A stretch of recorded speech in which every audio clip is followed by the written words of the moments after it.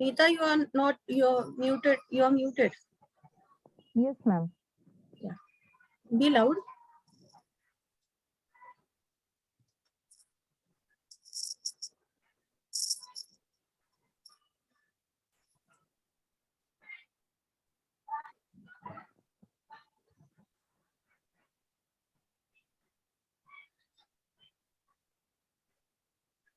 Sure, ma'am. Thank you, ma'am. Good morning to all. The world is full of gems and diamonds. We are having some of them here today to build our session 14 on its day. Certificate course in Advocacy Skills 2021-2022. On behalf of Naujivan Law College, Nasik, it is great opportunity today to introduce our special guest speaker. So, I would like to give introductions of Advocate Mr. Pawan Chandratre sir, who has completed BCom, LLB and DCL. Now he is advocate in Nasik District Court since last 3 years. Advocate of more than 60 banks and NBFCs in Nasik panel. And currently also he is working on this position. He is also handling cases and working as a judge for Lok Adalat. Now I would request to our special guest speaker, Mr. Pawan Chandratre sir, to share some knowledge about conveyance and principle of convincing with us. Please, sir. Before starting with it, I would like to introduce about sir a specific thing that dear students, whenever any person who wants loan and they go towards the bank, and basically when they go to the bank and you have to go for your title reports, and every time any person including me, if we want to go for loan, it is always Advocate Pawan Chandratre. After his sign, after his approval, we all get loan in Nasik. He is that personality which I wanted to highlight today to all of you. So on behalf of Navjivan Education Society's Navjivan Law College, and in capacity of being in charge principal as well as course director, I welcome you, Advocate Pawan Chandratre sir, to Navjivan family. I welcome you, sir. Similarly, thank you. Yes, and similarly, I also welcome our management members, Honorable Bade sir, Honorable Bade madam, other management members, our course coordinators who have taken efforts to design this course so well, our respected senior most professor of Navjivan Law College, Professor Makaranda Pandey sir, Dr. Pradnya Savarkar madam, Dr. Samit Chavan, and our librarian, Mrs. Mangal Patil madam. With these four coordinators and myself, we all together have prepared this course for the betterment and skill development of our future lawyers.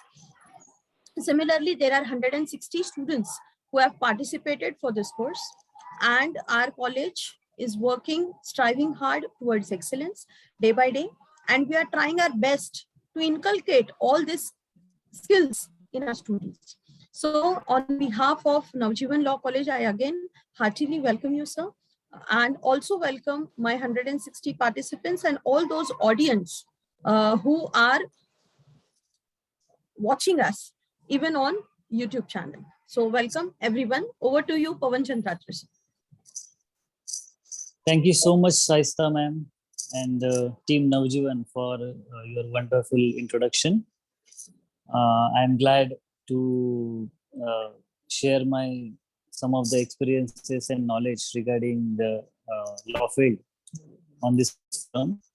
So, Shaista ma'am, first of all, before I start, I like to know that who are the students? Are they law students or they are already advocates? Or no, sir. Which, all are law students, and they are mixed bunch. Final year students, first year students, like overall from all the classes. Okay. So those who wanted to excel in the advocacy skills, they have enrolled for you. Correct. Correct. Okay. And ma'am, somehow I am not able to share my screen. No problem. We will share it for you, sir. Yeah, We will share please. it for you. Yeah, Yes. please. The technical team will look after. Yes, sir. Just a Yes. minute. Yes. Okay. You just let us know the slides so that we can change the slide. Yes. Yes, sir. You can start presenting.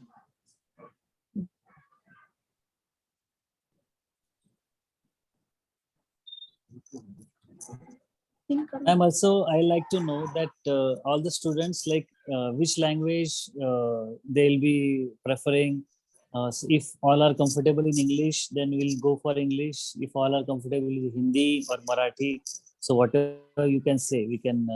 The basic purpose is everybody should be on same page. Sir, any So- language which is convenient, English plus a mixture of Hindi and Marathi. Because there are students who are from Bihar, then Jharkhand and Gwalior, MP. Our students have almost reached so many states. So at present, few students are at their hometown and they belong to Bihar, even they are from Delhi and Gwalior. So even Hindi bit will be preferred. And there are few students who belong to rural background. So bit of Marathi also. Thank you, sir. Sure. So thank you, Naujivan Law College, for giving me this opportunity. I welcome and good morning to all students. So today's topic will be discussing on principles of conveyancing. So as all of you know, that our law field is the one of the fields which is related to your day-to-day life.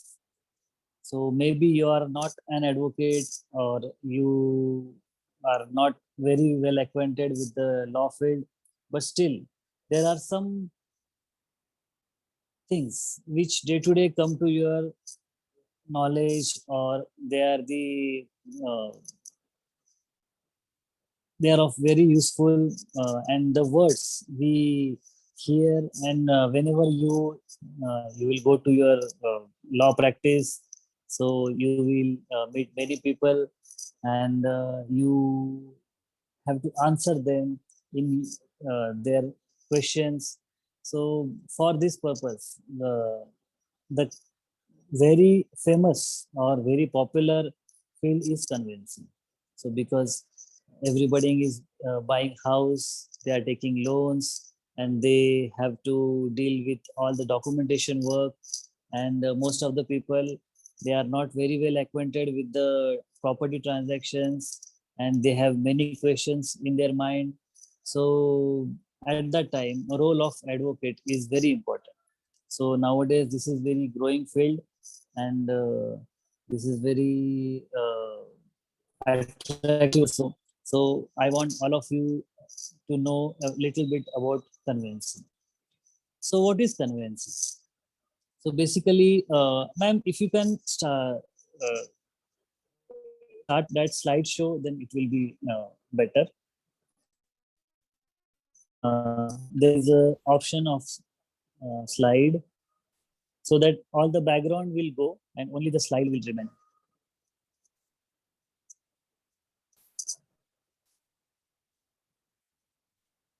Yes. Okay. Yes. Yes. Thank you so much. So next slide.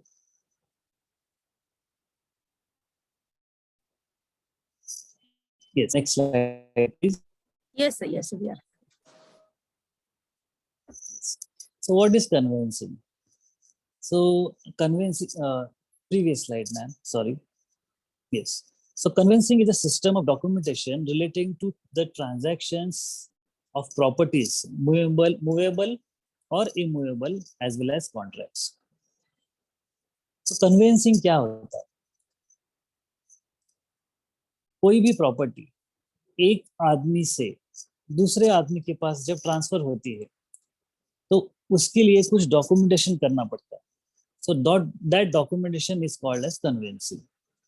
So the word conveyance, the word itself suggests conveyance, like transfer of property from one person to another person. So that property can be movable property, immovable property, or even it can be a contract.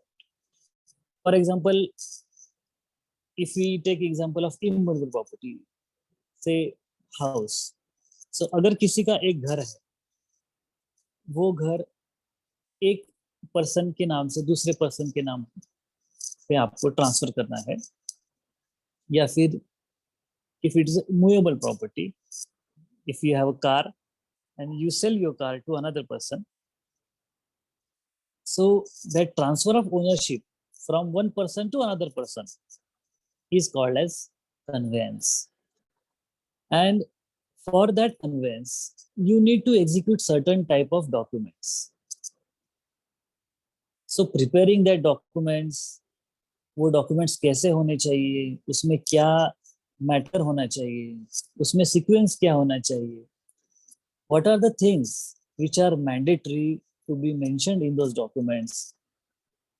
The basic purpose of preparing the very good conveyance draft is to avoid future dispute, or if whenever any dispute arises between two persons regarding that transfer of the property or regarding that transaction, then you should be able to have better position. तो इसके लिए एक convince का जो draft होता है, वो draft बहुत जरूरी है. उसमें सारी वो चीजें आनी चाहिए कि अगर वो ट्रांजैक्शन के अगेंस्ट नियर फ्यूचर में और थोड़ी देर के बाद अगर कुछ डिस्प्यूट हुआ, तो वो डिस्प्यूट होने के बाद में जो भी पार्टी है, मतलब जो सेलर या फिर बायर, सो उनका इंटरेस्ट प्रोटेक्टेड रहना चाहिए. तो इसलिए कन्वेंसिंग का जो ड्राफ्ट है, वो draft should be very perfect. So I hope everybody has understood what is conveyancing. Conveyancing is a system of documents relating to the transaction of property, movable or immovable property, as well as contracts. So this is the basic conveyancing thing. अभी conveyancing के क्या-क्या documents होते हैं, क्या-क्या types होते हैं. कोई भी डॉक्यूमेंट बनाते हैं तो उसके बाद अपने को कौन सा प्रिकॉशन लेना है, उसमें क्या-क्या चीजें आनी चाहिए और उनका इंपॉर्टेंस क्या है, इसके बारे में अपन एक एक चीज सीखेंगे. So meaning of conveyancing. The word conveyance is act of transferring the property from one party to another. जैसा मैंने अभी थोड़ी देर पहले कहा, so conveyance is an act of transferring the property from one person to another. तो ये अपने day to day life में बहुत इस तरीके की बातें आती है. अपन जो एग्जिस्टिंग घर है वो बेचते हैं, नया घर खरीदते हैं, बिल्डर्स होते हैं, डेवलपर्स होते हैं, कोई प्लॉट खरीदते हैं, कोई एग्रीकल्चर लैंड खरीदते हैं, बिजनेस के लिए कोई शॉप खरीदते हैं. तो वो जो प्रॉपर्टी का ट्रांजैक्शन होता है, तो जैसे बिल्डर से कोई अपन ने फ्लैट खरीदा, तो वो फ्लैट की ओनरशिप बिल्डर से लेके परचेसर तक आने के लिए एक एग्रीमेंट का एक डॉक्यूमेंट बनता है. So that is conveyance. Conveyancing is an art of drafting deeds and legal documents whereby any right, title or interest in tangible immovable property, it's transfer from one person to another. So ये same elaboration है. It is a drafting of document. ये एक draft होता है, उसमें कई सारे terms conditions होते हैं, डूज एंड डोंट्स होते हैं, उसमें कंसिडरेशन की अमाउंट होती है, उसमें कुछ स्पेशल कंडीशंस होते हैं कि अगर ऐसा हुआ तो वैसा करेंगे, ऐसा नहीं हुआ तो जो पार्टीज के बीच में जो भी ट्रांजैक्शन फिक्स हुआ है उसके टर्म्स एंड कंडीशंस होते हैं. और इसका इंपॉर्टेंस यही है कि अगर आगे चल के कोई डिस्प्यूट होता है तो बेसिस, जैसे आपको लॉ ऑफ कॉन्ट्रैक्ट तो मालूम है, ऑफर एंड एक्सेप्टेंस. तो उसके बाद में अगर आगे चल के कोई डिस्प्यूट होता है तो वो डिस्प्यूट को रिजॉल्व करने में अगर कोई कोर्ट के पास गया या फिर कोई आर्बिट्रेटर के पास गया, तो ये जो ड्राफ्ट में जो टर्म्स कंडीशंस है, that is considered as your evidence. और वो एविडेंस के बेस पे आगे चल के फिर वो डिस्प्यूट रिजोल्यूशन होता है। तो इसलिए जो भी कंडीशंस है और जो भी पार्टीज के टर्म्स कंडीशंस डिसाइड हुए, वो ड्राफ्ट में लेके, कभी कभी बहुत बार ऐसा ही होता है कि इन दो पार्टी के बीच में कुछ कंडीशंस फिक्स होती है, लेकिन ड्राफ्ट में उसका वर्डिंग प्रॉपर ना होने की वजह से जब आगे चल के डिस्प्यूट होता है, हमारे पास बहुत क्लाइंट आते हैं, सर हमारा और बिल्डर का तो ऐसा फिक्स हुआ था, सर हमारा और परचेसर का तो ऐसा फिक्स हुआ था, और उसमें वैसा लिखा भी था। लेकिन जब हम वो ड्राफ्टिंग पढ़ने के लिए जाते हैं और जब हम वो पैराग्राफ पढ़ते हैं, तो उसका मीनिंग वो नहीं होता जो उनके बीच में फिक्स हुआ है। और ऑल ऑफ अस नो कि कोर्ट वही मानेगा जो डॉक्यूमेंट्स में लिखा हो। एक लिखा और 100 पढ़ा। तो इसके लिए जो ड्राफ्टिंग में जो टर्म्स कंडीशंस है, वो बहुत स्मार्टली, बहुत क्लियरली और बहुत प्रॉपरली प्रेजेंटेशन होना बहुत जरूरी है। इसलिए कन्विंसिंग इज एन आर्ट। मतलब अभी आपको मालूम रहेंगे कि जैसे एडवोकेट्स आते हैं, so they excel in their various fields. Some of them excel in criminal law, some of them excel in cooperative law और सिविल लॉ। और जिनको ये ड्राफ्टिंग की आर्ट है, most of the time it is by birth या फिर वो talent. तो जो ड्राफ्टिंग अगर किसी का प्रॉपर है, तो वो इस फील्ड में बहुत अच्छा ड्राफ्टिंग कर सकते हैं। और ये ड्राफ्टिंग करने का एक ही पर्पज है कि if tomorrow something goes wrong, some दो पार्टीज के बीच में अगर कुछ डिस्प्यूट होता है, तो वो जो ड्राफ्टिंग के जो वर्डिंग्स है, so that should be so perfect कि कोर्ट ऑफ लॉ में उसका स्टैंडिंग होना चाहिए। कोर्ट ऑफ लॉ में जब इसका डिस्प्यूट जाता है, तो जो फिक्स हुआ है वही अगर उसमें उसका इंटरप्रिटेशन प्रॉपर है, तो आगे चल के जस्टिस मिलने के लिए बहुत आसान है। इसलिए कन्विंसिंग इज एन आर्ट। ये हर एक को नहीं आता। You have to practise, you have to read, you have to understand the client's requirements, and then only you can have a proper draft. Convincing is not just an ordinary art, but it is thoroughly based on legal knowledge and principles evolved over years. अभी जैसे मैंने कहा, I am practising advocate, I am practising since 2006।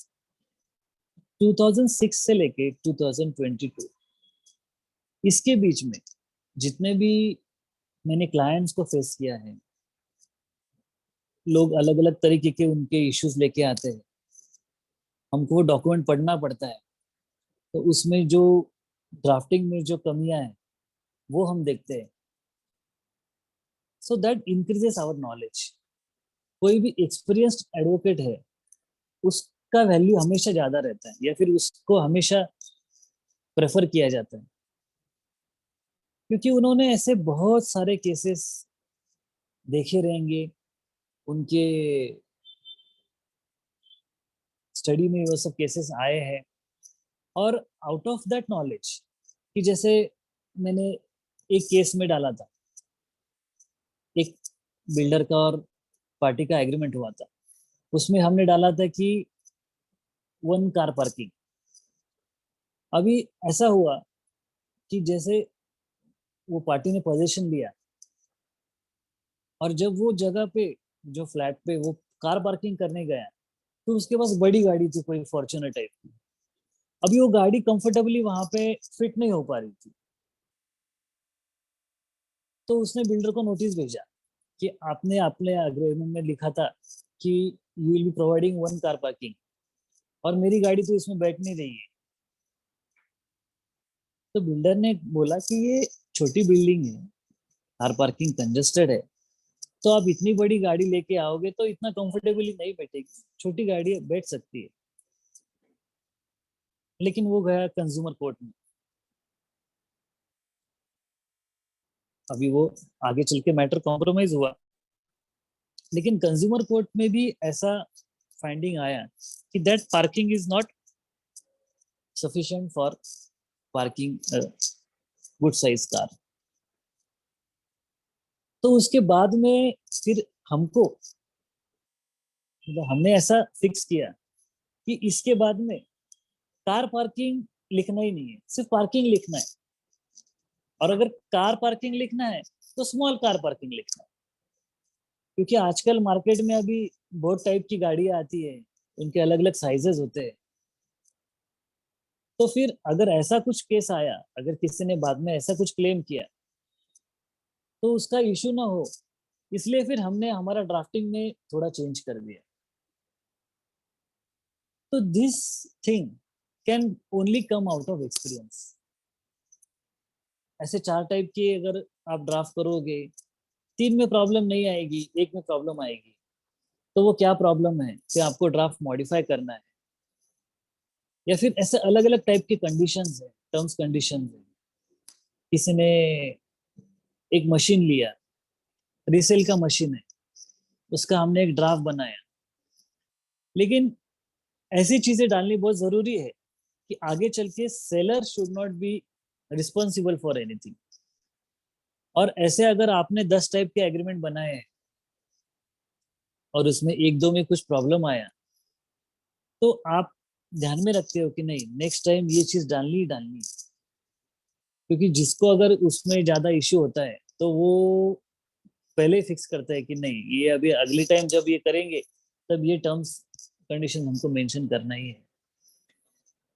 So this is not an ordinary art, but it is thoroughly based on legal knowledge and principles evolved over years. और एक इसमें है कि your legal knowledge should be very perfect. अभी जैसे कोई भी transfer का है, तो transfer of property act you should know, Maharashtra apartment of ownership of flats you should no,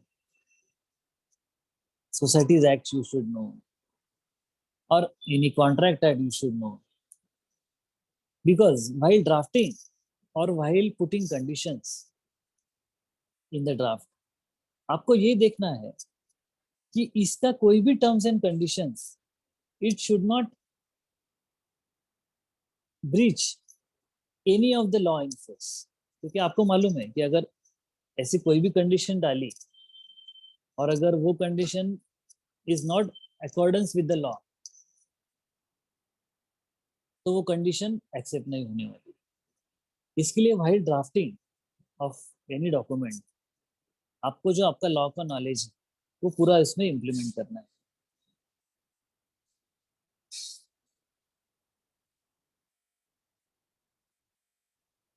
The term conveyancing is restricted to deeds and documents concerned with transfer of properties, whereas drafting carries a general meaning that of preparing any legal document or deeds or any business oriented documents. So ऐसे बहुत type के documents होते हैं जो day to day business में आपको काम आने वाले हैं। अभी जो कॉर्पोरेट लॉ है, कोई लोग बोलते हैं कि मुझे कॉर्पोरेट लॉ में जाना है। What is corporate law? Corporate law is 90% based on your drafting. आपको अलग अलग टाइप के एग्रीमेंट्स ड्राफ्ट करने पड़ते हैं। वो एग्रीमेंट जैसे बड़े बड़े बिजनेस डील्स होते हैं, सपोज इन्फोसिस कंपनी है, उनको एक बड़ा सॉफ्टवेयर बनाना है, समझो कोई नॉर्वेजियन कंपनी है, गवर्नमेंट है, उनके लिए आपको कोई सॉफ्टवेयर बनाना है। अभी वो ट्रांजैक्शन की वैल्यू भी बहुत होती है, करोर्स में होती है। अभी उसमें जो टर्म्स कंडीशंस है, अगर उसमें उस टर्म्स कंडीशंस में थोड़ा भी अगर इधर उधर हुआ और आगे चल के वो टाइप का काम नहीं हुआ और सामने वाली कंपनी ने या फिर गवर्नमेंट ने अपने ऊपर क्लेम डाला, तो वो जो डैमेजेस का वैल्यू है वो बहुत ज्यादा होता है। मतलब कंपनी को बहुत ज्यादा नुकसान भी उसमें आ सकता है। इसलिए एक बहुत बड़ी ब्रांच एक डेवलप हुई है कॉन्ट्रैक्ट्स की, कॉर्पोरेट लॉ की जो अलग अलग टाइप की ड्राफ्टिंग्स, एग्रीमेंट के ड्राफ्टिंग्स करते हैं. Yes, now will go to the part of indenture. Indenture is a document. अभी कोई भी आप डॉक्यूमेंट बनाते हो तो उसके क्या क्या रिक्वायरमेंट्स होने चाहिए. अभी आपने देखा रहेगा, आपने पढ़ा रहेगा अभी जो सेकेंड ईयर थर्ड ईयर को है कि कोई भी प्लेंट होता है या फिर लीगल नोटिस होती है तो उसके क्या क्या इंग्रेडिएंट्स होते हैं, शुरुआत कहाँ से करनी है, टाइटल देना है.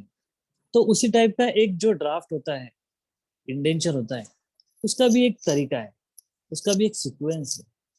तो वो सीक्वेंस के हिसाब से आपको जाना है. First is title of the deed. ये क्या है, मतलब वो जब the very first if you look at the document you should be able to understand.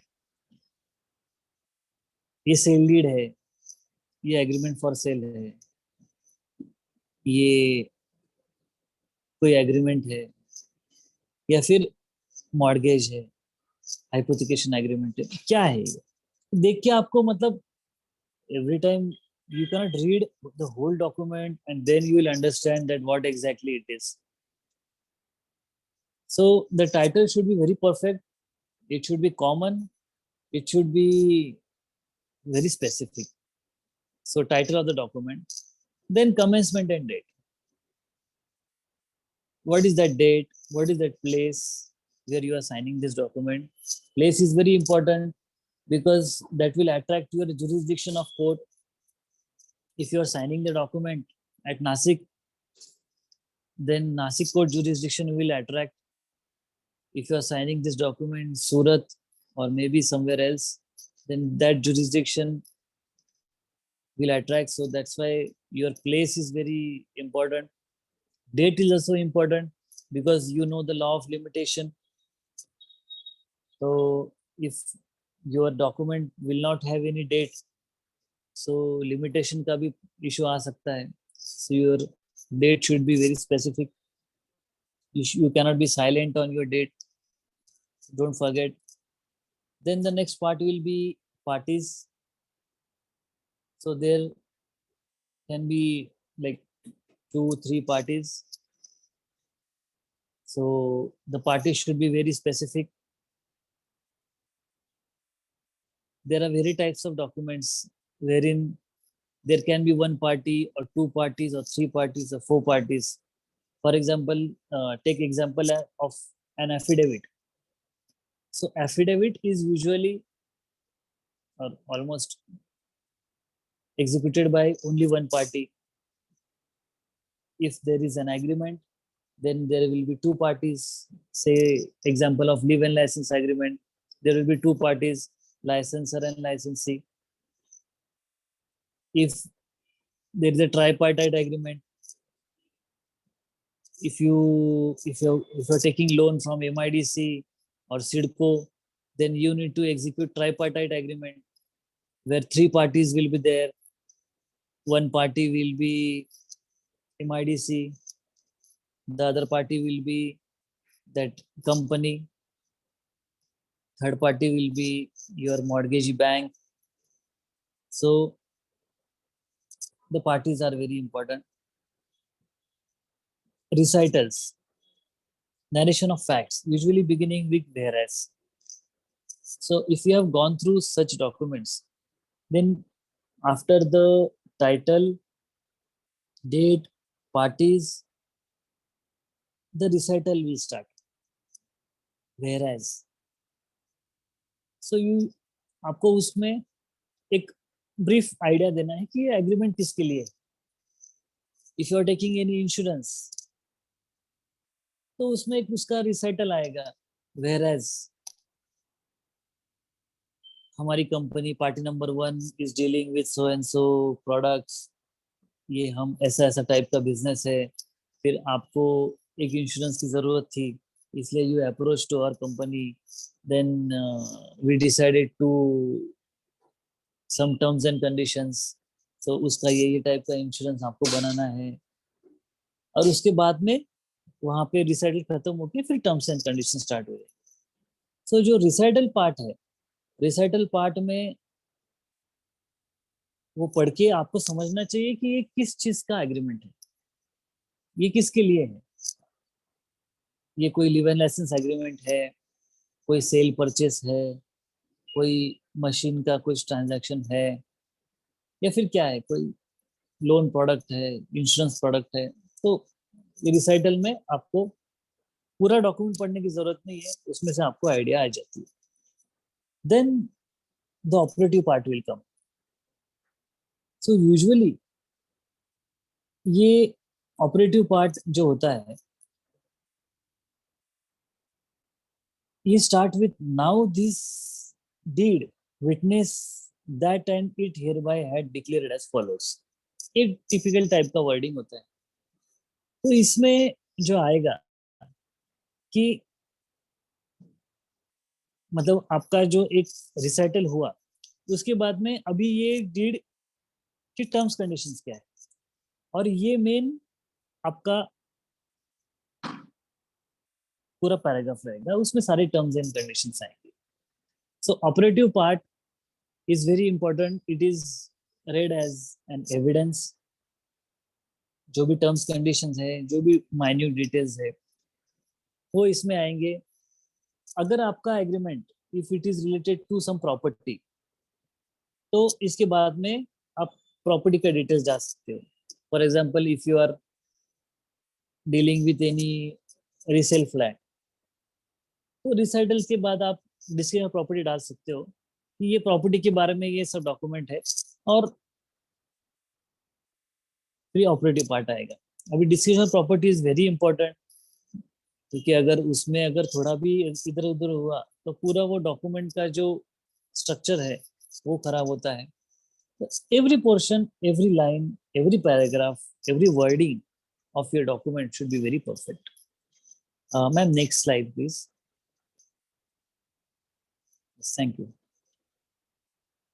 So, parts of indenture, or what are the ingredients of your document? So, general word. Coming after the parcels, explaining rights and easements and other rights. तो ये next आपके general words आएंगे, property के बाद में ये आएंगे कि राइट्स इजमेंट्स। अभी आपने कभी सेल डीड देखा रहेगा, तो any after description of property, उसके नीचे एक रहता है कि इसके साथ आपको क्या क्या मिलेगा। For example, if you are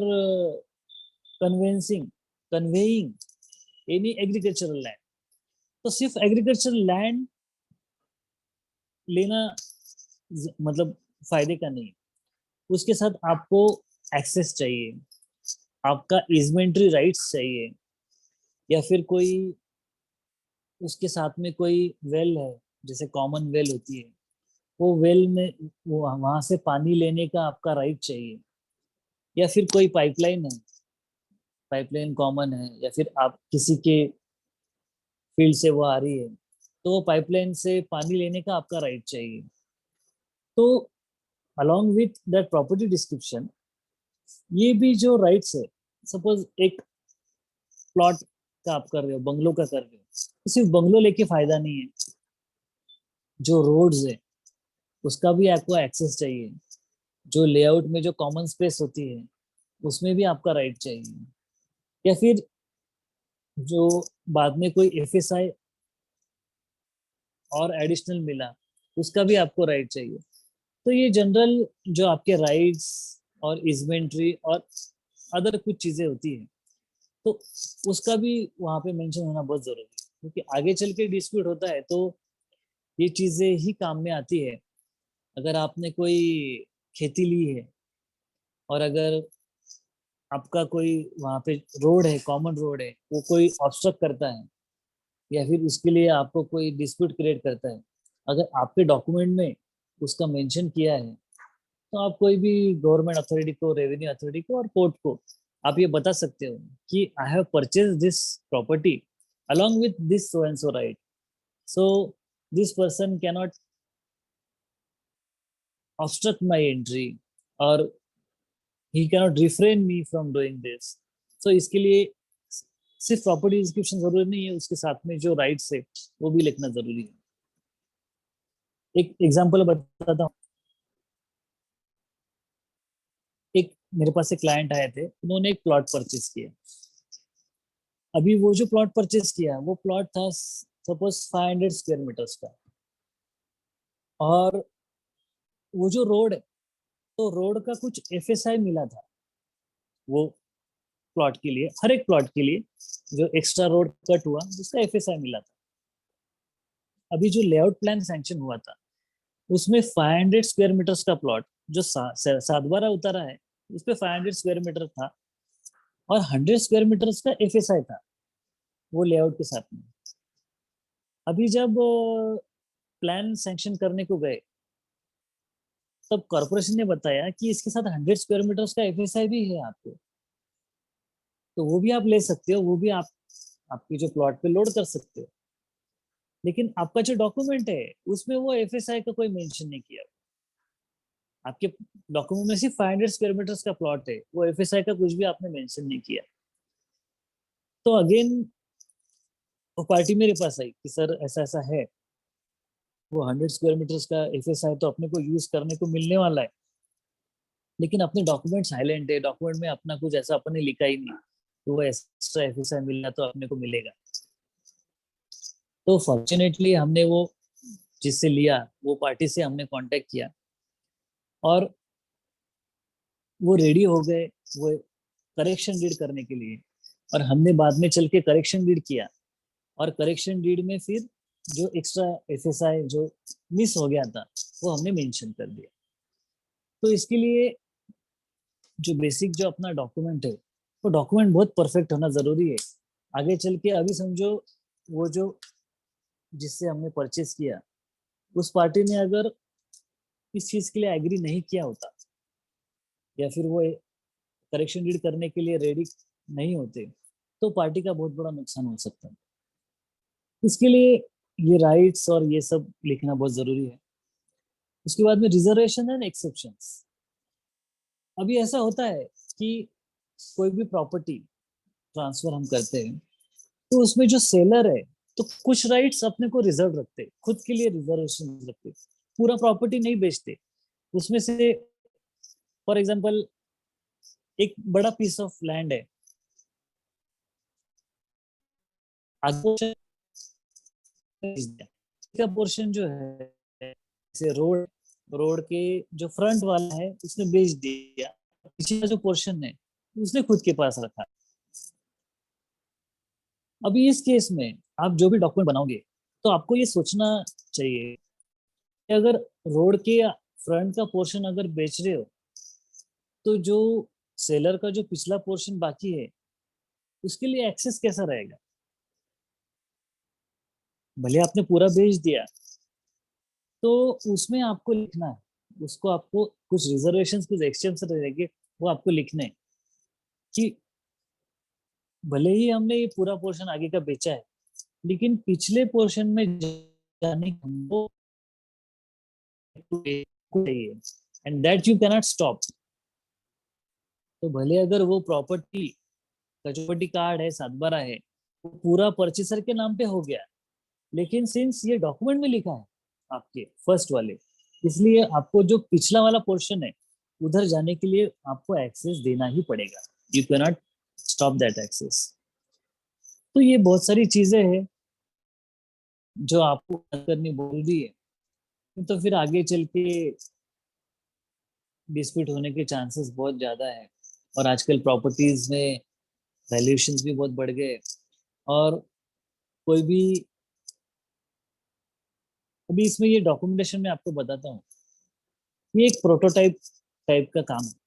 जैसे एक सेल बनाया तो किसी को लगता है कि सेल में क्या होता है, एक स्टैंडर्ड ड्राफ्ट होता है, उसमें सिर्फ डेट चेंज करो, सेलर परचेसर के डिटेल्स चेंज करो, प्रॉपर्टी डिस्क्रिप्शन चेंज करो, आपका कंसिडरेशन अमाउंट डाल दो बस, और जो कैसा पे कंसिडरेशन का डिटेल्स डाल दो, ये चेक से दिया, बस हो गया डॉक्यूमेंट। और इसके लिए ऐसे बहुत सारे लोग हैं स्टैम्प वेंडर्स है या फिर नॉन लीगल लोग है, वो इस प्रोफेशन में बहुत ज्यादा है, क्योंकि उनका जो कॉस्टिंग या फिर फीस है वो एडवोकेट से कम होती है। वो फास्ट काम करते हैं। Advocate they take their own time, वो डॉक्यूमेंट पढ़ते हैं, इनको कुछ पड़ी नहीं रहती। ये सिर्फ नाम वो सब चेंज करके आपको डॉक्यूमेंट बना के देते हैं। लेकिन जो एडवोकेट का जो नॉलेज है, जो लॉ का नॉलेज है, जो उनका एक्सपीरियंस है, वो इसमें नहीं आ सकता। इसके लिए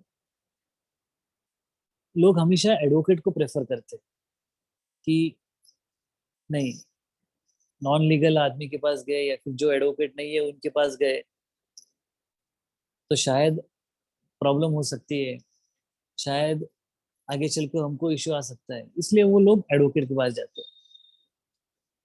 जब इस भरोसे से लोग आते हैं तो आपका इसमें भी काम बहुत बढ़ जाता है, आपका रिस्पॉन्सिबिलिटी बढ़ जाता है कि अगर कोई इतने भरोसे से आपके पास आ रहा है तो आगे 10, 25, 30, 50 साल तक भी वो डॉक्यूमेंट इतना परफेक्ट होना चाहिए कि आगे चल के कोई भी डिस्प्यूट हो या फिर कोई भी इसमें कुछ इश्यूज क्रिएट हुए, but your document should be so perfect कि इसमें जो भी टर्म्स कंडीशंस है या फिर परचेसर के राइट है वो प्रोटेक्टेड है।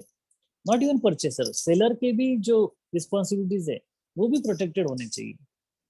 वरना आगे चल के फिर सेलर का अगर कुछ इंटरेस्ट प्रोटेक्ट नहीं है और अगर कुछ इश्यूज हुआ तो ऐसा ना हो कि सेलर को कुछ कॉम्पोजिशन देना पड़े या फिर सेलर को कुछ रिस्पॉन्सिबिलिटी आ जाए। तो इसलिए लोग बोलते हैं कि नहीं, एडवोकेट हमेशा अच्छा होना चाहिए। क्या वो सब फ्यूचर जो डिस्प्यूट्स है या फिर फ्यूचर इश्यूज है वो अपने को अवॉइड करने हैं। इसलिए कोई भी ड्राफ्टिंग कन्वेंस का जो भी आप ड्राफ्ट बनाने वाले हो, वो ड्राफ्ट ये जो अपने जो पॉइंट्स है वो पॉइंट्स के हिसाब से आपको बना है। एक भी उसमें चीज आपको मिस नहीं करनी है। एक भी जो भी आपका जो आपके नॉलेज के हिसाब से या फिर वो प्रॉपर्टी के हिसाब से फिर क्लाइंट ने आपको जो बोला है उसमें से एक भी चीज आपको मिस नहीं करनी है। उल्टा आपको उसको सजेशन देना है कि आप इसमें ये डालो, आप उसमें ऐसा करो, ताकि आपके पास जो भी आया है, एक तो आपके पास सेलर आएगा या फिर परचेसर आएगा, तो उसके जो इंटरेस्ट है वो प्रोटेक्टेड होना चाहिए। फिर लास्ट इज टेस्टिमोनियम। इसमें सेलर, परचेसर या फिर जो भी पार्टीज है उनका साइन आएगा, कोई विटनेस रहेगा, वो आएगा। ये चीजें भी बहुत जरूरी है क्योंकि आपने ये सब कुछ लिखा लेकिन वो डॉक्यूमेंट को विटनेस से नहीं डाला। आपको तो मालूम है कि if the document is not attested with witnesses then it becomes difficult to prove in the court of law. Evidence के लिए भी वो माना नहीं जाता। इसलिए that part is also the most important part. Signatures perfect होने चाहिए। कोई लोग थंब इम्प्रेशन भी लेते हैं क्योंकि बाद में कोई बोलता है कि नहीं, मैंने साइन किया ही नहीं था, इसलिए थंब इम्प्रेशन भी लेना जरूरी है। आजकल फोटो भी आते हैं। विटनेसेस भी बहुत जरूरी है। विटनेसेस, आप कुछ भी ऐसा साइन करके नहीं चलने वाला। आप विटनेस का नाम लिखिए, उनका एड्रेस लिखिए, ताकि आगे चल के अगर कुछ डिस्प्यूट होता है तो कोर्ट से उनको समन भेजना है आपको। वो जो डॉक्यूमेंट है वो अगर आपको कोर्ट में प्रूव करना है कि as a witness, as a evidence आपको उनको बुलाना है, तो विटनेस के सिग्नेचर से, उसके नाम से, उसके एड्रेस से आपको ये आसान जाना चाहिए। तो this portion is also important. तो बेसिक एक ड्राफ्ट हो गया। अभी आपको एक एक्सरसाइज भी मैं दे सकता हूँ। अभी इसके आगे आप कोई भी एक ड्राफ्ट पढ़ेंगे, किधर भी पढ़ा हो, आपके घर में हो, कॉलेज में मिला, कोई बुक में मिला, तो आप ये सब जो मैंने स्टेप्स बताए तो आप उसको टैली करके देखना कि ये सब चीजें उसमें आ रही है क्या, या फिर इस तरीके का वो डॉक्यूमेंट बन रहा है। नाउ ये देयर आर सम एग्जांपल्स कि जैसे ट्रांसफर ऑफ टाइटल कन्वेंस के टाइप्स है। ट्रांसफर ऑफ टाइटल है तो sale and purchase of the property होता है। मॉर्गेज है, मॉर्गेज इज अ डेब्ट इंस्ट्रूमेंट, आपको मॉर्गेज डीड मालूम रहेगा कि आप बैंक से कोई लोन लेते हो तो बैंक आपका प्रॉपर्टी मॉर्गेज करती है।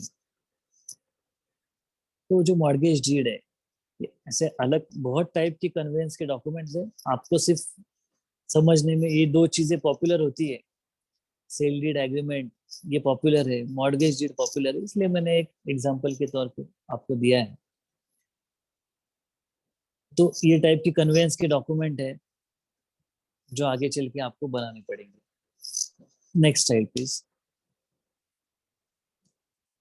Yes, yes next. अभी आपको मालूम है कि रजिस्ट्रेशन एक्ट है, तो एक कोई भी डॉक्यूमेंट अगर if it is registered then it will have very great value, और एविडेंस के लिए उसको बहुत परफेक्ट माना जाता है। और आपको मालूम है कि जैसे 100 रुपीज के ऊपर अगर ट्रांजैक्शन रहेगा that document has to be registered if it is of immovable property. So there is one authority called as sub registrar. So sub-registrar has authority and has power to register the document. So registrar making under his hand and seal a memorial of the dealing on the registered document of title and completing under his hand and seal on the instrument of dealing itself. Instrument मतलब वो document जैसा agreement है, so that agreement का copy it is called as an instrument. तो वो जो कुछ भी एग्रीमेंट है वो एग्रीमेंट आपको रजिस्टर करना है with registrar. So registrar is the authority वो under his seal and signature वो डॉक्यूमेंट रिकॉर्ड करता है। अभी आपको मालूम रहेगा कि ये सब चीजें अभी ऑनलाइन हो गई। रजिस्ट्रार ये वर्ड इसके लिए हम यूज करते थे कि उनके पास रजिस्टर होते थे और वो रजिस्टर में वो इंडेक्स रजिस्टर में वो रजिस्टर करके लेते थे। जैसे कोई भी दो पार्टीज आए तो उनका जो डॉक्यूमेंट है वो रजिस्टर करते थे, उसको सीरियल नंबर देते थे, उसका एक्सट्रैक्ट बनाते थे। इसके लिए the one who enters your transaction into his register was called as registrar. अभी तो ऐसा रजिस्टर कुछ बचा नहीं है, अभी सब चीजें ऑनलाइन हो गई, रजिस्ट्रेशन का काम भी ऑनलाइन हो गया है। आप जो भी डॉक्यूमेंट रजिस्टर करते हो उनके यहाँ पे स्कैन होता है, तो जैसे ही वो स्कैन होता है वेबसाइट पे अपलोड हो जाता है, आप उसको देख सकते हो। तो ये मतलब ये next step of your conveyance, जैसे कोई भी आपने कन्वेंस का डॉक्यूमेंट बनाया उसको रजिस्ट्रेशन के लिए लेके जाना है। रजिस्ट्रेशन के बाद वो डॉक्यूमेंट को एक वैलिडिटी आती है, उसको एक लीगल कंफर्मेशन हो जाता है, और डिस्प्यूट के टाइम कोर्ट ऑफ लॉ में इट इज एक वेरी गुड एविडेंस माना जाता है। सो आप में से कुछ लोग रजिस्ट्रेशन डॉक्यूमेंट्स में वो प्रैक्टिस में भी जाने वाले हो, किसी लोगों ने ऑलरेडी देखा रहेगा। सो जो भी कन्वेंस का डॉक्यूमेंट बनता है उसका एक फाइनल स्टेज है रजिस्ट्रेशन, तो वो भी एक बहुत इम्पोर्टेंट काम है, और जो परचेसर का जो इंटरेस्ट है उसमें से प्रोटेक्ट होता है। Next slide please. Convincing practice. अभी तक हमने देखा कि what is convincing. So I think कि एवरीवन हैज अंडरस्टूड कोई भी मूवेबल या फिर इमूवेबल प्रॉपर्टी का जो भी ट्रांजैक्शन होता है, सेल परचेस होता है, उसके लिए जो डॉक्यूमेंटेशन पेपर वर्क बनते हैं उसको हम कन्वेंसिंग बोलते हैं, उसको कन्वेयंस बोलते हैं। कोई भी कन्वेंस का इम्पोर्टेंस हमने देखा, हमने ये भी देखा कि कन्वेंस का डॉक्यूमेंट होता है तो उसके इंग्रेडिएंट्स क्या होने चाहिए, what should be the sequence, what are the contents which are necessary to be mentioned in that conveyance document. फिर जो भी कन्वेंस के डॉक्यूमेंट बनेंगे उसको फाइनल रजिस्ट्रेशन के लिए आपको लेके जाना है। रजिस्ट्रेशन का एक मेथड है, वो इससे ऐसा आपको डॉक्यूमेंट रजिस्टर करना है। जो भी वहाँ पे गवर्नमेंट अथॉरिटी है, रजिस्ट्रार है, उनसे आपको डॉक्यूमेंट रजिस्टर करके लेना है, उनका साइन सील लेना है और डॉक्यूमेंट उसको कंप्लीट करना है। ये हो गया एक जनरल आइडिया अबाउट कन्वेंस। अभी अपन देखेंगे कि convincing practice, because all you have joined to empower your skills, advocacy skills। तो कन्वेंसिंग का जो एक एडवोकेसी है उसका एक प्रैक्टिस है, उसका भी एक स्किल है। उसमें डूज एंड डोंट कुछ चीजें आपको, बिकॉज ये बहुत भरोसे वाला काम है, क्योंकि इसमें वैल्यू अमाउंट भी बहुत इन्वॉल्व होती है। किसी किसी की पूरी जिंदगी भर की कमाई किसी एक घर में लगाते हैं। इसलिए इसमें एडवोकेट का रोल बहुत इंपॉर्टेंट है। हमारे पास लोग आते हैं, हाथ जोड़ते हैं, बोलते सर हमारा ये एक ही है, हमारी पूरी जिंदगी की कमाई हमने इसमें लगा दी है, अभी इसमें हमको कोई भी ट्विस्ट नहीं चाहिए, हमको इसमें कोई भी हमको प्रॉब्लम हो ऐसी कोई भी चीज नहीं चाहिए, और आगे चल के हमको इसमें नॉलेज नहीं है, भले हम दूसरे फील्ड में है वहां पे हमारा अच्छा है, लेकिन ये फील्ड का हमको कोई भी नॉलेज नहीं है, इसलिए हमारा ऐसा डॉक्यूमेंट बना के दो क्या आगे चल के हमको कोई प्रॉब्लम ना है, हम चैन की नींद सो सके। तो इस टाइप का भरोसा क्लाइंट आपके ऊपर डालता है।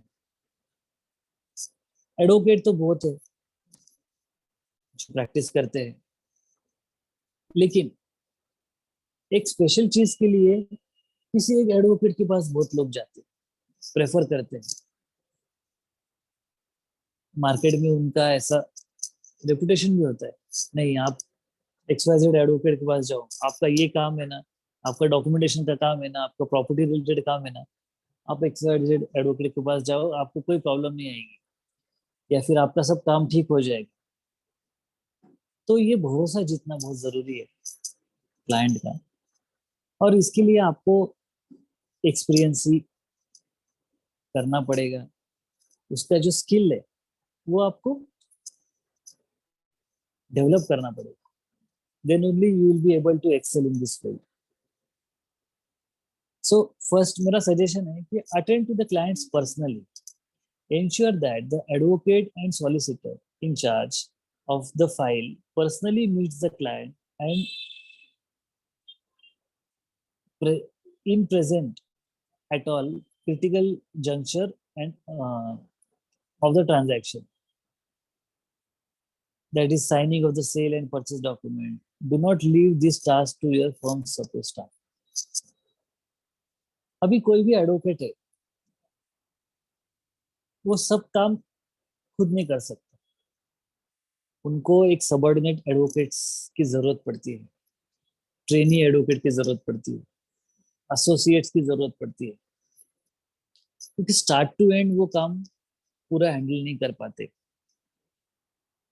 लेकिन भले आपके पास स्टाफ हो, लेकिन जो क्रिटिकल टाइम है, जैसे फर्स्ट मीटिंग है, जैसे कोई नया क्लाइंट आया, वो मीटिंग आपको खुद को करनी है। वो आप आपके सबऑर्डिनेट स्टाफ पे आपने अगर छोड़ा तो ऐसा हो सकता है कि उन्होंने, क्योंकि वो सबऑर्डिनेट है, नए हैं, उनको अभी इतना नहीं मालूम है, तो हो सकता है कि उनके कुछ इनपुट्स की वजह से आपका फर्स्ट इंप्रेशन खराब हो जाए, यार नहीं इनको तो ये मालूम ही नहीं है, हमको क्या चाहिए ये समझ रहे ही नहीं। तो इसलिए first impression is the last impression, आपको मालूम है, इसलिए आपका फर्स्ट इंप्रेशन बहुत जरूरी है। ये चीजें आप आपके सबऑर्डिनेट स्टाफ को नहीं देनी है। जो फर्स्ट मीटिंग है आपको ही करनी है, जो क्लाइंट्स की रिक्वायरमेंट है आपको समझ के लेनी है, और जो क्रिटिकल जो क्योंकि इट इज अ प्रोसेस। ऐसा नहीं होता है कि आपके पास एक बार क्लाइंट आएगा तो एक दिन में उसका काम खत्म हो जाए, ऐसा नहीं है, इट्स अ प्रोसेस। पहली बार आएगा तो आपसे कुछ इंफॉर्मेशन लेगा, आपसे सिर्फ समझ के लेगा। दूसरी बार आएगा तो वो डॉक्यूमेंट की फाइल आपके पास देके जाएगा। फिर तीसरी बार आएगा, फिर कुछ बोलेगा कि नहीं सेलर ऐसा बोल रहा है, ऐसा ट्विस्ट है, वो होगा। फिर बैंक का लोन होता है उसके लिए, तो इट्स अ प्रोसेस। 8-10 दिन, 15 दिन, 1 महीना, 2 महीने तक भी चल सकती है, इट्स अ प्रोसेस।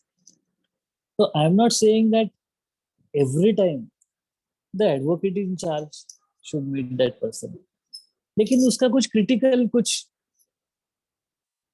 मोमेंट्स है या फिर स्टेप्स है, वो टाइम आपको ही वो देखना है।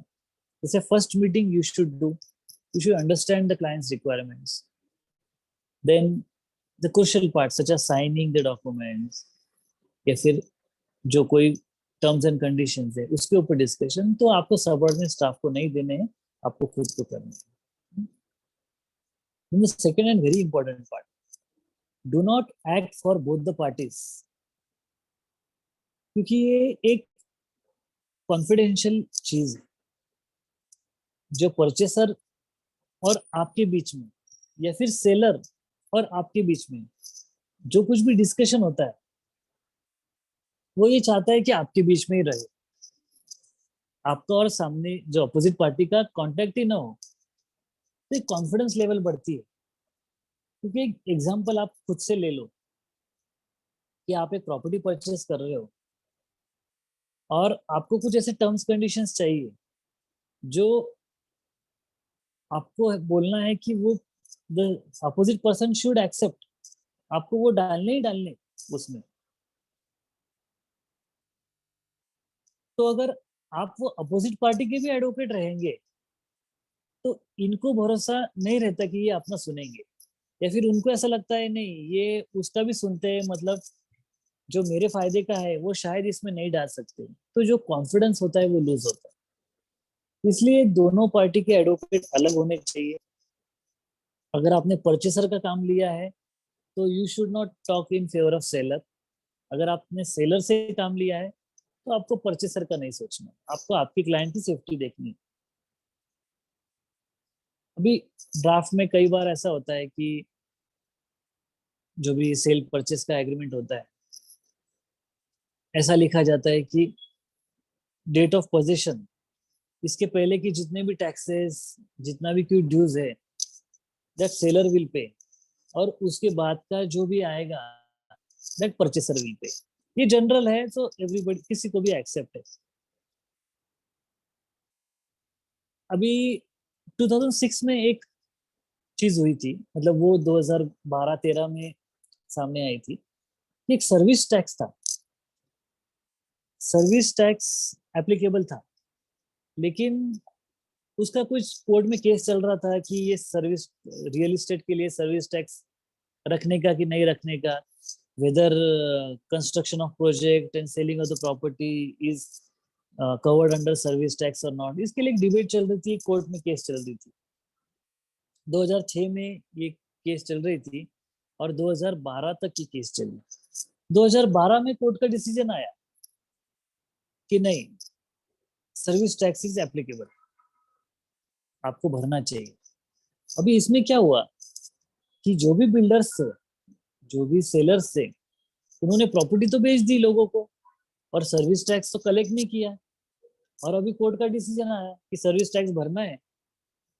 अभी 2006 में अगर उन्होंने प्रॉपर्टी बेच दी है तो 6 साल के बाद वो परचेसर के पास नहीं जा सकते अभी अभी हमारा सर्विस टैक्स दो। दैट टाइम दैट जो एग्रीमेंट का ड्राफ्ट है दैट केम इन पिक्चर। तो कुछ जो अलर्ट या फिर होशियार एडवोकेट्स थे बिल्डर्स के, उन्होंने एक ऐसा लाइन डाल दिया था कि अभी तक के जो भी जितने भी टैक्सेस है दैट सेलर विल पे, और उसके बाद के जो भी आएंगे दैट परचेसर विल पे। लेकिन अगर कोई ये ट्रांजैक्शन जो अपना हो रहा है ये ट्रांजैक्शन के लिए फ्यूचर में कोई टैक्सेस आते हैं या फिर ऐसे रिट्रोस्पेक्टिव इफेक्ट लेके कोई भी टैक्सेस आते हैं, तो वो जो टैक्सेस है दैट परचेसर विल पे, ऐसे किसी किसी एडवोकेट ने लिखा था। अभी जिस एडवोकेट ने लिखा था तो उनके एग्रीमेंट में तो आया, तो वो लोगों ने वो क्लॉज के बेस पे जो भी जितने भी सारे परचेसर्स थे उनको लीगल नोटिस भेज दी और उनसे वो रिकवर किया, और जिनके एग्रीमेंट में वो क्लॉज नहीं था वो रिकवर नहीं कर पाए, उनको खुद से भरना पड़ा। तो वो टाइम फिर ऐसा हुआ कि मतलब नहीं, इसके लिए आपका एडवोकेट बहुत विजनरी होना चाहिए, बहुत नॉलेजेबल होना चाहिए, उसको ये सब चीजें, because there are many things that you cannot predict, आगे चल के क्या होने वाला है, आगे चल के क्या रूल आने वाला है। तो ऐसा डॉक्यूमेंट चाहिए उसमें ये सब चीजों की प्रोविजन हो, ये सब थॉट हो, और ऐसा भी इतना टर्म्स कंडीशंस नहीं होने चाहिए। अगर ज्यादा आपने टर्म्स कंडीशंस डाले तो परचेसर विल नॉट साइन, कि एकदम सब कुछ डाल दिया, तो इट शुड बी बैलेंस, क्योंकि आपने बहुत डाल दिया, ये सब आपको करना है, ये सब आपको भरना है, आगे चल के भी आपकी रिस्पॉन्सिबिलिटी, तो सेलर परचेसर बोलेगा फिर ये सब मेरी रिस्पॉन्सिबिलिटी, मेरे को क्या फायदा, फिर कल को इतना सब टैक्सेस आएंगे और मेरे को भरने पड़ेंगे, तो प्रॉपर्टी लेके फायदा नहीं है, so he will not purchase that property. So it should be very balance, और जो वर्डिंग्स होने चाहिए वो भी एकदम करेक्ट। तो ये जो चीज है, मैंने आपको एग्जांपल बोली कि ये जो फ्यूचर एक्सपीरियंस है, अभी सपोज मैं एक सेलर का एडवोकेट हूँ,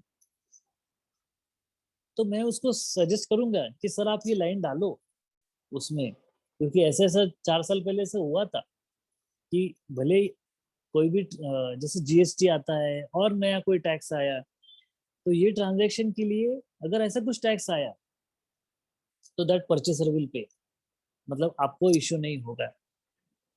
तो ये मेरा काम है। अभी ये जो मेरा और सेलर का जो कन्वर्सेशन है, that should go to the purchaser, it should be very confidential between me and seller. अभी जब परचेसर का वो पड़ेगा कि ये सब टैक्सेस हमको भरने पड़ेंगे, तो परचेसर को बोलेगा देखो इन्होंने ऐसा डाला है, अगर आप लायबिलिटी आ सकती है, तो वहां पे थोड़ा कॉन्फ्लिक्ट होता है, और फिर दो पार्टी में जो फाइनल जो कुछ डिसीजन होगा, फिर कभी कभी सेलर नहीं मानता है, नहीं अगर ये क्लॉज डालते रहेंगे तो ही मैं प्रॉपर्टी बेचूंगा, वरना नहीं बेचूंगा। तो परचेसर सोचता है ठीक है अभी प्रॉपर्टी तो लेनी है तो एक्सेप्ट करेंगे, आएंगे।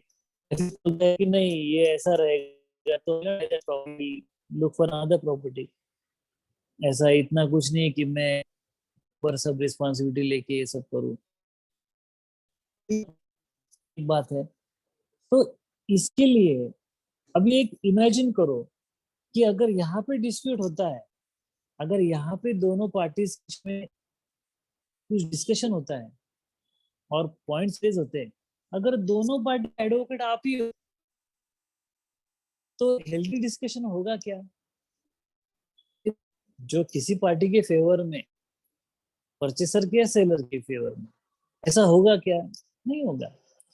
अगर आप सेलर के हैं तो आप सेलर के ही लड़ो, अगर आप परचेसर के हैं तो परचेसर ही लड़ो। आप दोनों पार्टी, होता है ऐसे कि जैसे मैं सेलर का एडवोकेट हूँ, तो परचेसर बोलता है कि सर हमारा भी काम आप ही देखो, हमारा भी सेफ्टी आप ही देखो, तो हम बोलते कि नहीं, अगर मैं परचेसर का काम देख रहा हूँ, या तो आप हमारा एक्सेप्ट करो या फिर आपके दूसरे एडवोकेट लगा कि उनसे काम करो, लेकिन I can not act for both the parties. वो बोलता है कि सर आपकी क्या फीस है मैं दे दूंगा, नहीं। अगर मैं उस लालच में आया तो पॉसिबिलिटी है कि जो मेरा जो मेन क्लाइंट है सेलर रहेगा, तो उसका जो इंटरेस्ट है वो डाइल्यूट हो सकता है। इसलिए do not act for both the parties, then even from the duty of trust से पॉइंट है, कोई भी पार्टी आपके पास आते, आपके क्लाइंट के पास आते, ये बहुत बड़ा भरोसा लेके आते, और उनको बहुत बड़ा ऐसा एक मानना होता है कि ये एडवोकेट हमारे वेल नोन है, उनके बारे में मार्केट में अच्छी बातें चलती है, तो हमारा भी इसमें उन्होंने फायदा देखने, हमारा भी इंटरेस्ट प्रोटेक्ट करना चाहिए। तो इस टाइप का जो एडवोकेसी स्किल है, मैं आपको आगे चल के सबको एक ही बोलूंगा, मैं भी मेरे प्रैक्टिस में वही हमेशा ध्यान रखता हूँ कि आपकी जो इंटीग्रिटी है वो हमेशा मेंटेन होनी चाहिए, आपका ट्रस्ट है वो हमेशा कायम होना चाहिए, और पीपल शुड एक्सपीरियंस। और अभी डिजिटल जमाना है, people try to test our integrity, phone calls होते हैं, रिकॉर्ड होते हैं, और ये सब है, तो लोग ऐसा एक पूछ के भी देखते हैं कि सर ऐसा ऐसा है, हम आपकी फीस दे देंगे, देखिए कुछ होता है क्या। तो फिर आपको बहुत ये चीजों का ध्यान रखना है, आपको आपके क्लाइंट के प्रति एकदम, अभी हम मेरे पास बैंकों में लाखों करोड़ों के लोन लोग लेते हैं, तो जब डॉक्यूमेंट्स जब हम लोगों के चेक करते हैं, तो उसमें कई सारी हम ऑब्जर्वेशंस लिखते हैं हमारा कि इसमें ये कम है, इसमें ये चाहिए, वो चाहिए, तो उसकी वजह से बहुत बार लोगों का लोन प्रोसीजर भी स्टॉप हो जाता है। तो हमको प्रेशर डालते हैं, हमको रिक्वेस्ट करते हैं, हमारी पहचान निकालते हैं कि अरे हाँ ये इसका फ्रेंड है, ये इसका रिलेटिव है, ये इसका पहचान है, कि सर देखो हमारा काम होता है क्या, आपका क्या फीस है, हम दे देंगे। भी वो टाइम आपको बहुत समझ के रहना है, क्योंकि आपका बैंक ने जो आपके ऊपर जो रिस्पॉन्सिबिलिटी डाली है, जो ट्रस्ट रखा है, वो ट्रस्ट के लिए आपको कायम रखना है, आपको इसको लेके चलना है। तो इसके लिए ट्रेनिंग भी एक बहुत बड़ा फील्ड है, बहुत लोग सोचते भी रहेंगे कि उनको इस केस में ये फील्ड में जाना है, तो आपको इसमें आपका लॉ का नॉलेज बहुत अप्लाई करना है, आपका एक्सपीरियंस इसमें जोड़ना है, आपका जो ड्राफ्टिंग स्किल है वो आपको इसमें डालना है, प्लस आपका इंटीग्रिटी है, आपका जो ट्रस्ट है वो आपको रखना है। ये 4-5 चीजें आपने अगर किया, तो आपके बहुत चांसेस है become practitioner in this way. और एक चीज मैं सारे लॉ स्टूडेंट्स को बोलना चाहूंगा कि बहुत बार ऐसा बोला जाता है कि एक्चुअल कोर्ट में या फिर एक्चुअल प्रैक्टिस में जो होता है और हम जो यहाँ पे पढ़ते हैं, इसका कोई संबंध नहीं, वहां पे अलग ही होता है और हम ये अलग ही पढ़ते हैं। तो ऐसा बिल्कुल नहीं है। आप अभी, मैं आपको सजेस्ट करूंगा स्टडिंग, आप आपका फुल फोकस दो आपके स्टडी कोर्स पे, आपके सिलेबस पे, क्योंकि यही चीज है। और बाद में एक बार once you start practising, once you start going to the court, you will not able to find time to read books again। और जिसने लॉ के सिलेबस में, कोर्स में ध्यान दिया,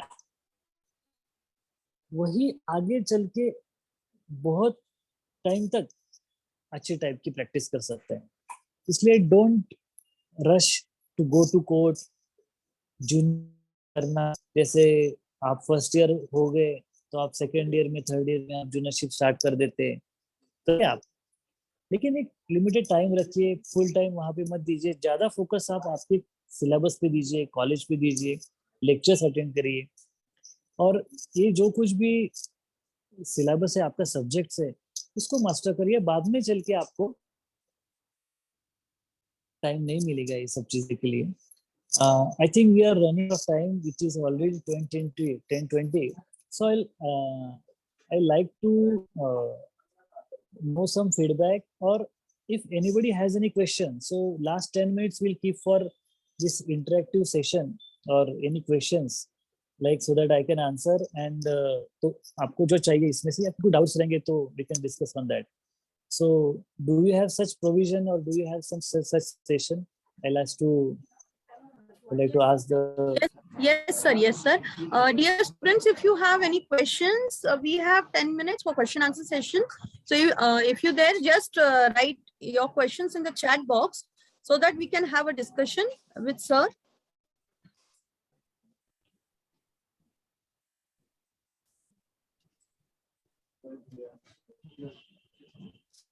While they are writing, sir, basically, indeed, it was a very wonderful session wherein you were talking about conveyancing. And what happens is, our students or generally any law student, basically they study drafting, pleading and conveyancing as one of the subject.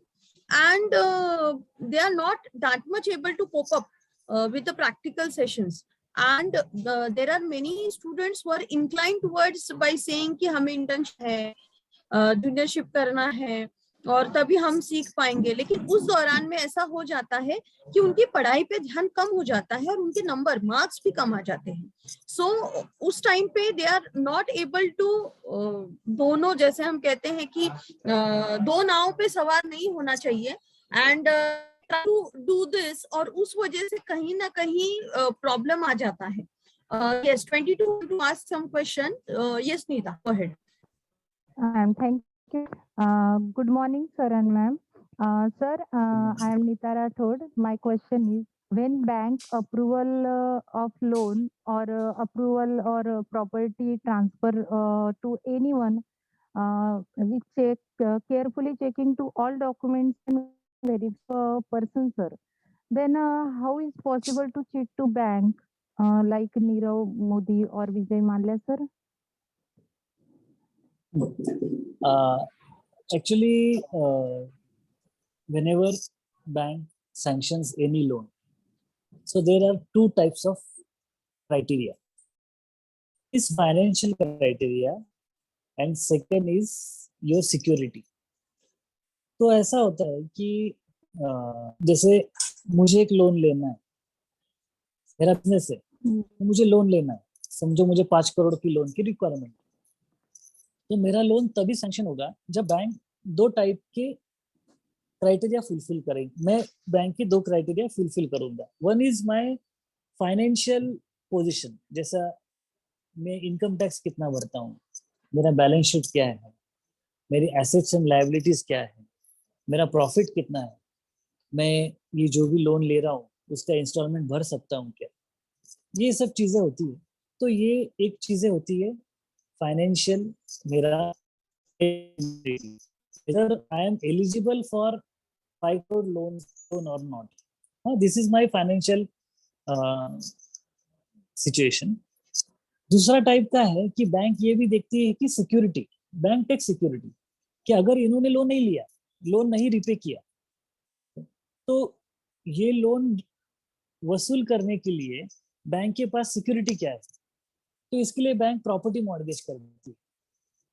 अगर मेरे पास 10 करोड़ की property है तो bank is relax, yes इसके पास 10 करोड़ की property है, ये property हम मॉर्गेज कर रहे हैं और इसने हमारा लोन नहीं भरा, वो 5 करोड़ का लोन है, उसका इंटरेस्ट होके 6, 7, 8 करोड़ भी हुआ, लेकिन तो भी 10 करोड़ की प्रॉपर्टी अपने पास है, तो ये बैंक को एश्योरेंस होता है. तो इस टाइप का लोन ट्रांजेक्शन चलता है. लेकिन इसमें एक थोड़ा सा ये चेंज ऐसा है कि ये जो क्राइटेरिया है ये सिर्फ अपने जैसे लोगों के लिए है. जो लोन होते हैं, जो कॉर्पोरेट होते हैं, तो कैसा होता है कि बैंक को एक अथॉरिटी है, वो एक प्रोजेक्ट रिपोर्ट बनाते हैं. जैसा एक कोई भी बड़ी कंपनी, कोका कोला कंपनी, तो उनको कोई 1000 करोड़ की लोन की रिक्वायरमेंट है, तो बैंक के पास ऐसा एक प्रोविजन होता है, गवर्नमेंट का भी एक ऐसा, उनको आरबीआई का भी गाइडलाइंस होते हैं कि 1000 करोड़ के लोन के लिए आपको 1500 करोड़ की प्रॉपर्टी उनसे नहीं लेनी है, क्योंकि अगर आपने ऐसा किया तो कंपनी ग्रो कैसे होगी. वो कंपनी को एक्सपेंशन करना है, क्योंकि जब भी कोई भी कंपनी एक्सपेंशन होती है तो सिर्फ वो कंपनी नहीं ग्रो होती, वो लोगों में एम्प्लॉयमेंट जनरेट करते हैं, वो बिजनेस बढ़ाते हैं, वो पूरा जो नेटवर्किंग है. जैसा एक बड़ी कंपनी अपने पास महिंद्रा है, तो महिंद्रा सिर्फ गाड़ी बेच के प्रॉफिट कमाएगी ये बात है, लेकिन महिंद्रा की वजह से अपने नासिक में कितना नेटवर्क बढ़ा है। जैसे लोग बाहर से आते हैं महिंद्रा में जॉब करने के लिए, तो वो लोग रहते हैं, वो लोग रहेंगे तो घरों की डिमांड बढ़ती है, घरों की डिमांड बढ़ेगी तो लेबर को भी ये मिलता है। फिर उनके छोटे छोटे वेंडर्स होते हैं जो अलग अलग पार्ट्स बनाते हैं, उनकी भी फैक्ट्री चलती है, उनके पास भी लेबर बनते हैं। तो इस टाइप का जो पूरा बिजनेस डेवलपमेंट होता है वो होता है। इसलिए आरबीआई की गाइडलाइंस की वजह से एक प्रोजेक्ट बनाते हैं कि ये हमारा ऐसा सा प्रोजेक्ट है, यहाँ पे हम प्लान डालने वाले हैं, यहाँ पे इतना एम्प्लॉयमेंट जनरेट होगा, यहाँ से इतना बिजनेस होगा, और यहाँ पे इतना हम प्रॉफिट कमाएंगे और आपका लोन रीपे करेंगे। तो वो गाइडलाइन की वजह से जरूरी नहीं है कि उतनी सिक्योरिटी आपके पास रहे। तो ऐसा स्पेशल कॉर्पोरेट्स के लिए एक स्कीम होता है, तो वो स्कीम के अंडर ये बड़े बड़े लोग लोन लेते हैं। और अगर कभी ये लोन का बिजनेस फेल गया तो बैंक का लोन भी उसमें प्रॉब्लम में आ जाता है। लेकिन बैंक वो सब प्रोविजन में रहती है कि ऐसा बैड लोन भी हो जाएंगे, लेकिन वो उनका एक प्रोविजन है कि जैसे 100 रुपए का उन्होंने लोन दिया तो 20 रुपीज वो अनसिक्योर्ड लोन दे सकते हैं। मतलब उनका वो वर्किंग स्टाइल है। तो जो ऐसे लोग अभी जो आपने जो नाम लिए वो कुछ फ्रॉड हुए, लोन रिपे नहीं हो पाए इसलिए अपने को लगता है, लेकिन ऐसे बहुत सारे लोन है जो लोगों ने लिए और रिपे भी किए, और उसमें से बैंकों ने भी प्रॉफिट कमाए और बिजनेस भी ग्रो हो गया। इसलिए ये एक बैंकों के बिजनेस का पार्ट है, तो let us not fall into that. Sir, thank you, yes, sir. Yes, Thank you for next clear my question. all doubts, because every time I watched a news channel, when correct, I correct, thought correct, that, yeah, how could they cheated the bank when bank is correct, verify correct. all documents, or but correct. you clear my doubts. They are अपना different काम सिर्फ property criteria. के लिए, Yes, अपना sir. काम सिर्फ property verification का है। Yes, sir. तो Huh.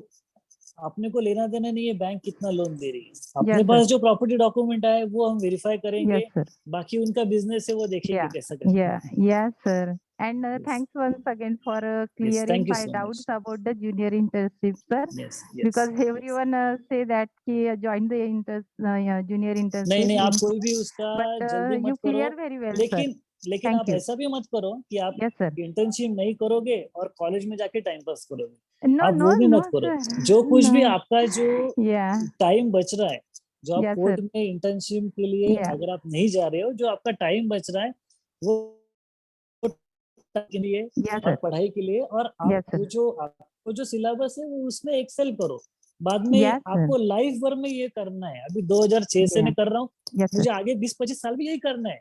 Yes, लेकिन sir. वो जो 3 साल थे मेरे, वो मेरे वापस कभी नहीं आने वाले। Yes, sir. मैं जैसे किताबें होती है, ये मैं किताबें Hmm. घर पे लेके जाता हूँ, मुझे Hmm. टाइम नहीं मिलता। Yes, मुझे sir. 10 मिनट 15 मिनट भी नहीं मिलते। Yes, तो sir. आपका अभी जो प्रेशियस टाइम है 3 साल का, आप उसका Yes, पूरा sir. यूज करो। Yes, आपके sir. पास अच्छे टीचर्स है, फैकल्टीज Yeah. है, कॉलेज है, आप उसका Yes. अच्छा यूज करो। और Yes, इसमें sir. एक बार एक्सेल करेंगे, बाद में आपको लाइफ भर प्रैक्टिस ही करनी है। तो उसका Yes, आप sir. जारी मत करो। Yes, sir. Thank thank you you, so much, sir. Thank you. Welcome, welcome, all the best. Yes, 81 and 94 have their question. So 81. हाँ, हेलो सर। हेलो। हाँ सर, मुझे हेलो। एक पूछना था that with related to the previously जो हमारे ownership transfer हुए हैं जिन बिल्डिंग्स के जो 25 इयर्स बैक जो थे, तो उनमें अभी जो इश्यूज क्रिएट होता है कन्वेंशन डीड का या ओनरशिप ट्रांसफर का, तो उसमें अभी इस तरीके से नया कन्वेंशन डीड बनाना होता है या कुछ अलग चीजें उसमें ड्राफ्ट करनी होती है? अच्छा, अभी थोड़ा सा आपका क्वेश्चन मुझे नहीं समझा, लेकिन मुझे ऐसा समझा कि समझो एक 25 साल पुरानी आपकी बिल्डिंग है हाँ। और बिल्डर ने आपको फ्लैट्स बेचे, उसका अब तक कन्वेंस नहीं हुआ है, वो बिल्डर के नाम पे 7/12 दिखता है या फिर बराबर, ओरिजिनल लैंड के यस। नाम पे 7/12 दिखता है। तो उसका क्या डॉक्यूमेंट किया जाए? हम्म। तो गवर्नमेंट ने एक डीम कन्वेंस करके एक कंसेप्ट लाया है। तो अभी उसका एक बहुत बड़ा ड्राइव भी चल रहा है कि जिन सोसाइटीज अपार्टमेंट्स का नाम 7/12 पे नहीं है, तो deputy district registrar of cooperative societies जो द्वारका पे जिनका ऑफिस है, तो वहाँ पे आपको एप्लीकेशन करना है। उनका एक प्रिस्क्राइब फॉर्मेट है, जितने भी आपके फ्लैट के एग्रीमेंट्स है वो उनको देने हैं, और उसका एक छोटा सा एक हियरिंग होता है, और वहां से एक ऑर्डर निकलती है, उसको डीम कन्वेंस की ऑर्डर बोलते हैं। और वो ऑर्डर निकलने के बाद chairman of the society will be purchaser, and जो डीडीआर है, डेप्यूटी डिस्ट्रिक्ट रजिस्ट्रार, उनका जो रिप्रेजेंटेटिव है, वो एज अ सेलर आपका एक डीम कन्वेंस डीड करके एक डॉक्यूमेंट बनता है, वो डॉक्यूमेंट रजिस्टर करेंगे। आपको बिल्डर की जरूरत नहीं है, लैंड ओनर की जरूरत नहीं है। कई बार वो खुद होके कॉपरेट नहीं करते, मतलब वो कुछ उनका वेस्टेड इंटरेस्ट रहता है। तो इन दोनों को साइडलाइन करके सिर्फ एग्जिस्टिंग मेंबर्स और गवर्नमेंट का जो रिप्रेजेंटेटिव है, वो जाके आप डॉक्यूमेंट रजिस्ट्रेशन कर सकते हो, और 7/12 पे प्रॉपर्टी कार्ड पे आपका नाम लगा सकते हो। So that provision is already there. Okay okay okay sir. Next question, 94 number. Hello. Good morning, sir. Myself, morning. today actually, I have no any question, but I have to discuss with sir. Yes. Sir, you must be knowing me. I am Uday Jha from Bank of Maharashtra, and Yes. I remember that we used to have a lot of transactions with sir. So actually, I have enrolled myself and my wife Soni Jha here at LLB course. Okay, and that was only I got the inspiration from sir only. Why to join this course, why to do LLB, and how to start with that. Because I used to have discussions on property related issues, bank related issues with sir. So it was a wonderful session, and it was quite useful for the students who are enrolled here in the course. Thank you, and I'm Thank very you, glad thank to you. know that you are in this course. So I really congratulate you. All the best. Where are you posted right Thank now? you. Currently at Vadnebra. Witness. Okay. Hello. Yes. Thank you. Thank you. Last question, roll number 20.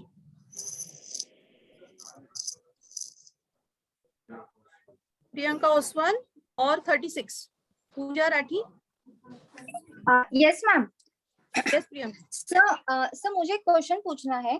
जैसे कि अभी आपने convincing के बारे में बताया, तो जैसे कोई एक बैंक का लोन हम है ना प्रॉपर्टी परचेज कर रहे हैं, तो जिस सेलर से जो परचेसिंग करना है उसके पास ऑलरेडी लोन चालू है, और जिसको खरीदी करना है उसको भी लोन लेना है, तो इसमें क्या हो सकता है?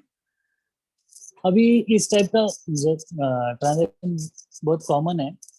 तो इसमें ऐसा होता है कि जो परचेसर है, he will go to his bank. एक एग्जांपल लेंगे, जो सेलर है उसका लोन बैंक ऑफ महाराष्ट्र में चल रहा है, और जो परचेसर है Right. उसको आईसीआईसीआई बैंक से लोन लेना है। तो जो परचेसर जाएगा आईसीआईसीआई बैंक में फिर सेलर और परचेसर का एक एग्रीमेंट फॉर सेल होगा, वो आईसीआईसीआई बैंक में डिपॉजिट ट्रांसफर का केस बोलते हैं, बीटी। तो हाँ, तो आईसीआईसीआई बैंक जो बैंक ऑफ महाराष्ट्र का जो लोन अमाउंट है सेलर का, उतना चेक बैंक ऑफ महाराष्ट्र को ट्रांसफर करेंगे। उसके बाद में जो बैंक ऑफ महाराष्ट्र के पास जो भी सेलर के डॉक्यूमेंट्स है ओरिजिनल, वो परचेसर के पास आएंगे, बैंक ऑफ महाराष्ट्र का नोटिस लेटर आएगा, और जो बैलेंस अमाउंट है, जैसे 50 लाख का फ्लैट है और 20 लाख रुपए बैंक ऑफ महाराष्ट्र के अभी आउटस्टैंडिंग है, तो और लोन 40 लाख का हो रहा है, तो out of 40 lakhs ICICI bank will transfer that 20 lakhs to bank of Maharashtra first instalment. फिर बैंक ऑफ महाराष्ट्र का नोटिस आएगा, ओरिजिनल डॉक्यूमेंट आएंगे, और उसके बाद में जो 20 lakhs है वो सेलर को जाएंगे। ओके, तो banks are used to with this transaction, so you will get through, don't worry. Ma'am, can I ask?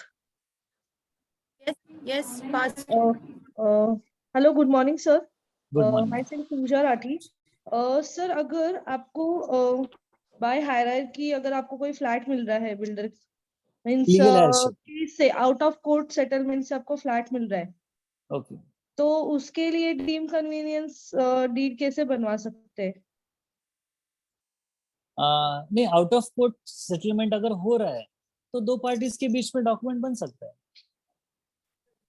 Okay हाँ, मतलब एक्चुअली आपका जो क्वेश्चन है उसके लिए अपने को देखना पड़ेगा कि एग्जैक्टली क्या हुआ है।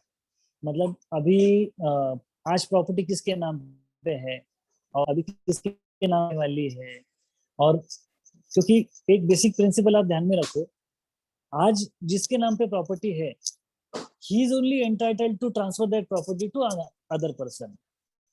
तो Okay. ये तो बेसिक प्रिंसिपल है। अभी वो जो पूरा केस है वो देखना पड़ेगा कि आज किसके नाम पे है, किसके नाम पे जा रही है, डिस्प्यूट क्या था और कौन पार्टीज इन्वॉल्व है, और वो सब स्टडी करके फिर वो डॉक्यूमेंट रजिस्टर करना पड़ेगा। Okay okay sir, thank you. Welcome. Last question, 127 roll number. Hello sir. Hello. Hello.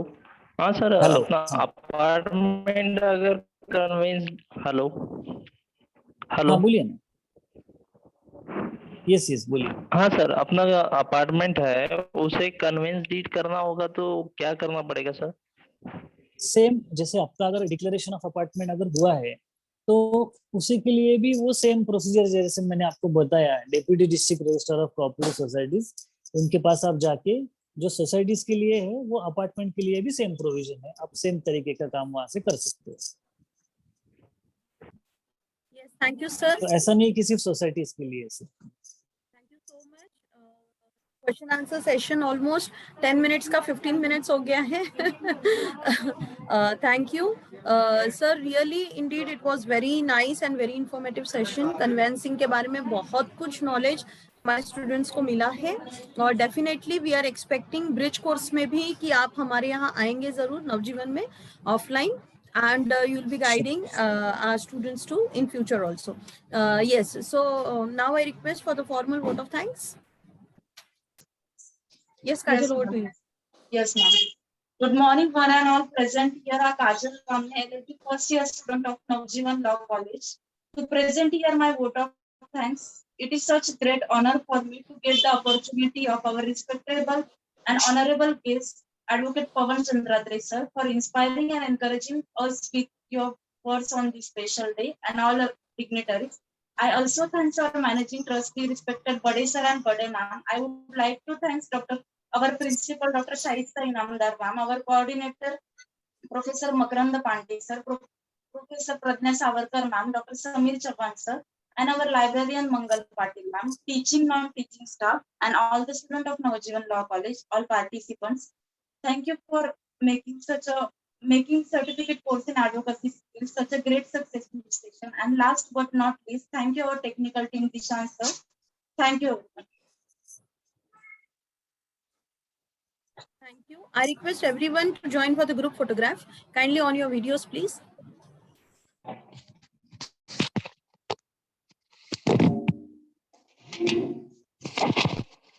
Everyone, kindly on your videos, please.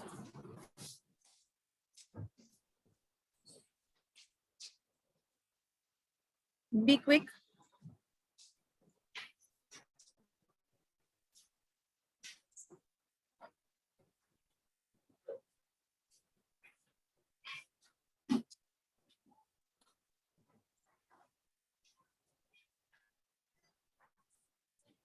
Be quick, all of you. There are 4 pages.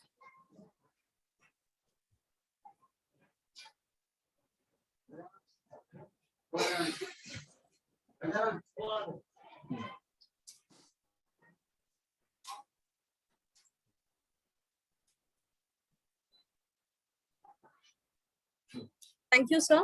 Thank you very much for your Thank you, ma'am. cooperation, for your guidance. Thank you, sir.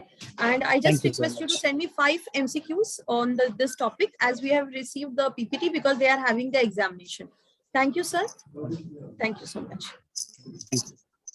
Dear Goodbye, students, you all students, and have all to the join. best. Yes. Thank you, Dear sir. students, you all have to Thank you, join sir. within 10 minutes for next session. Yeah, ma'am.